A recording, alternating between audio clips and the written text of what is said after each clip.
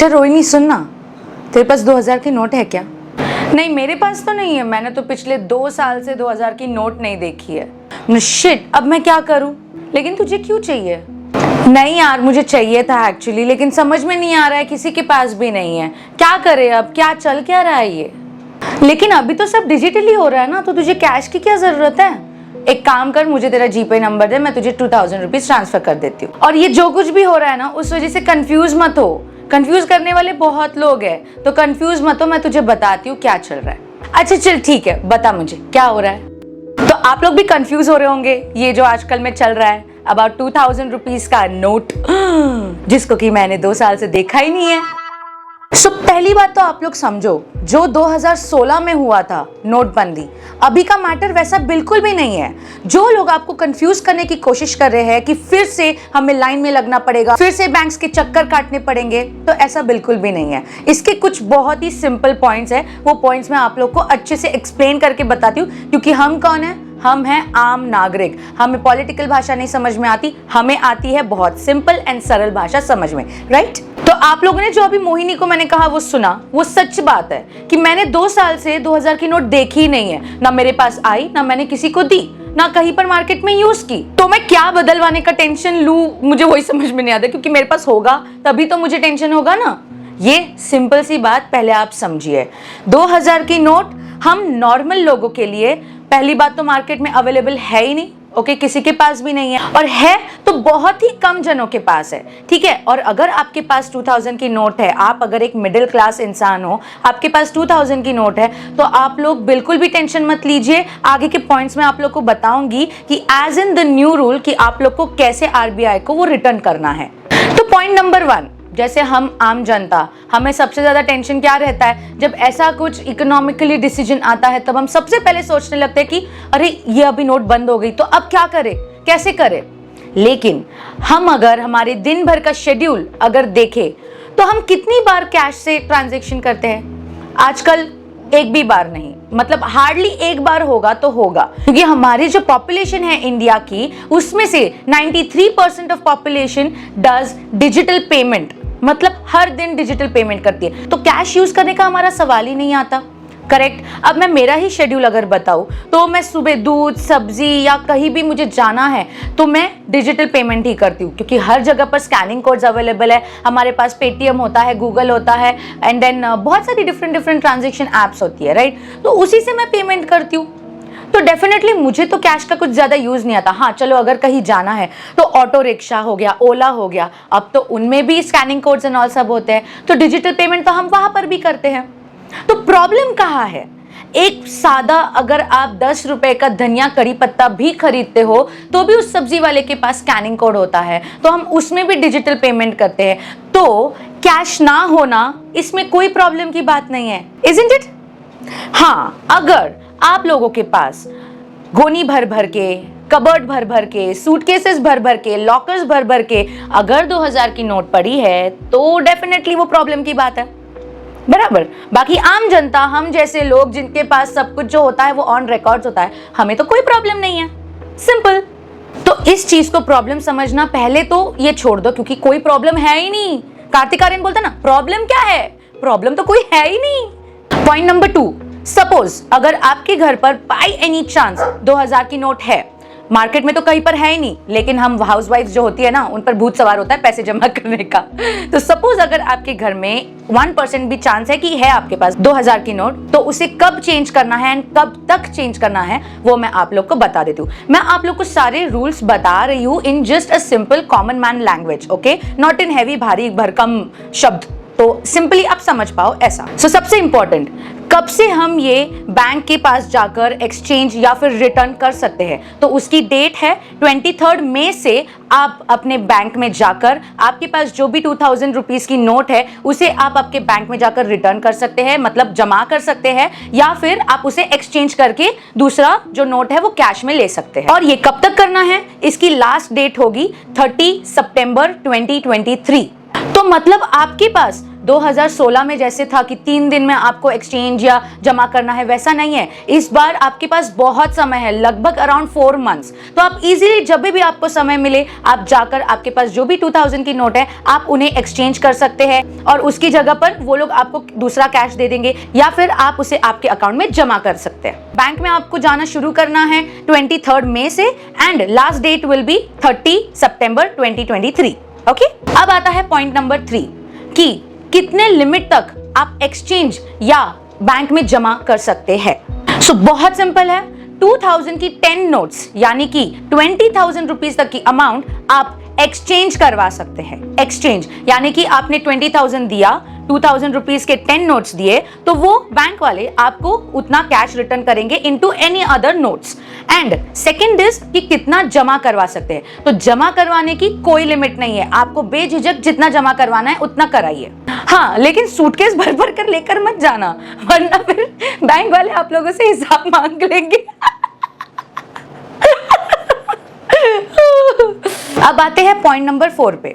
तो 2000 की नोट कब तक चालू रहेगी, मतलब कब तक आप उसे यूज कर सकते हो इन मार्केट्स। तो 30 सितंबर तक आप उसे यूज कर सकते हो। अगर आपके पास थोड़ा सा ही बचा है, लाइक 4-5 नोट है या 10-12 नोट है 2000 के, तो आप 30 सितंबर तक उसे कहीं पर भी यूज कर सकते हो। लेकिन 30 सितंबर के बाद 2000 की नोट विल बी रद्द यानी कि इनवैलिड। ओके, 30 सितंबर के बाद आप 2000 की नोट को कहीं पर भी यूज नहीं कर पाओगे और अगर किया then you will have to punishments and all, जो भी हो सकता है। पुलिस एंड ऑल ने पकड़ लिया तो भाई वो अलग ही पंगा हो जाएगा। तो इसीलिए 30 सितंबर तक ही आप इसे यूज कर सकते हो। एंड मेरा तो कहना है आप लोग सीधा सीधा अपने बैंक में जाइए और आपकी मेहनत की कमाई है ना, तो आप बेझिझक उसे आपके अकाउंट में जमा कर दीजिए या फिर आप एक्सचेंज कर लीजिए। जो भी अवेलेबल नोट्स होंगी बैंक में वो बैंक वाले आपको दे देंगे। तो अगर आपकी मेहनत की कमाई है बिंदास ये करिए, लेकिन मार्केट में नोट्स को सर्कुलेट मत करते रहिए क्योंकि वो आप अभी किसी और को दोगे, वो किसी और को देगा, वो किसी और को देगा, तो ये चलता रहेगा सिलसिला, राइट। एंड देन आगे जाकर 30 सितंबर तक लास्ट में वो नोट जिसके पास भी होगी तो उसके लिए वो तो नुकसान ही होगा। दैट्स वाई मेरा तो कहना है कि आप लोग एकदम बेझिझक और अपना हक समझकर अपने मेहनत के पैसे को बैंक में सेफली डिपॉजिट कर दीजिए या फिर उसे एक्सचेंज कर लीजिए। क्या होगा ज्यादा से ज्यादा यार, 10, 20, 50, 100, 500 इन 5 नोट में से कुछ ना कुछ मिलेगा, बराबर, जो बैंक के पास अवेलेबल उस टाइम पर होगा। लेकिन 2000 की नोट से तो छुटकारा मिल जाएगा। वैसे भी मेरे को याद आती है यार उस गुलाबी गुलाबी नोट की। और देख लो उसी की याद में आज मैं गुलाबी गुलाबी टी शर्ट पहन कर आ गई हूँ। पॉइंट नंबर 5, और ये सबसे इंपॉर्टेंट पॉइंट है क्योंकि हम जैसे मासूम मिडिल क्लास लोगों को कोई भी उल्लू बना जाता है। सो दैट्स व्हाई हमें ये जानना जरूरी है कि इस 2000 नोट की एक्सचेंज या फिर डिपॉजिशन में कोई भी एक्स्ट्रा चार्जेस आपको नहीं लगेंगे। तो अगर कोई आपसे डिपॉजिट करने का या फिर एक्सचेंज करने का एक्स्ट्रा मालमत्ता मांगता है तो उसे सीधा मेरा वीडियो दिखा दो या फिर सीधा उसे कहीं के दर्शन करा देना। हाँ, लेकिन अगर आपके पास जो लिमिट है 2000 के नोट की वो बोरी भर भर के या बैग भर भर के होगी और सामने वाला आपसे मालमत्ता मांगेगा उसे एक्सचेंज कराने का, तब एक ही चीज ध्यान में रखना कि उसके साथ साथ आपको भी कहीं के दर्शन करने पड़ सकते हैं।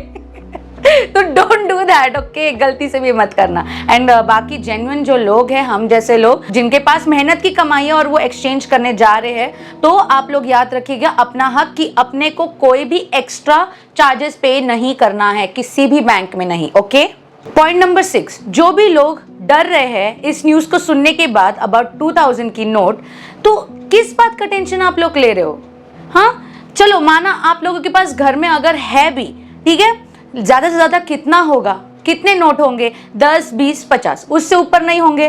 तो इंसान का एक होता है ना कि भाई हम जमा कर कर रखते हैं। भाई साहब, हम इतने मिडिल क्लास लोग हैं कि कोई भी ईएमआई लगने के 2 दिन पहले हम पैसे जमा करने लगते हैं। तो कहाँ से हमारा ब्लैक मनी हो सकता है, नहीं ना। तो आप लोगों को टेंशन लेने की जरूरत नहीं है। जिनके पास ब्लैक मनी है उनको बिल्कुल टेंशन लेने की जरूरत है। डेफिनेटली 100% क्या 1000% टेंशन लेने की उन लोगों को जरूरत है, पर हमें नहीं, ठीक है। तो आप लोग इस चीज से ये मत होइए कि अरे ये 2000 की नोट बंद हो गई, अब मैं क्या करूं, कैसे सब संभालूं।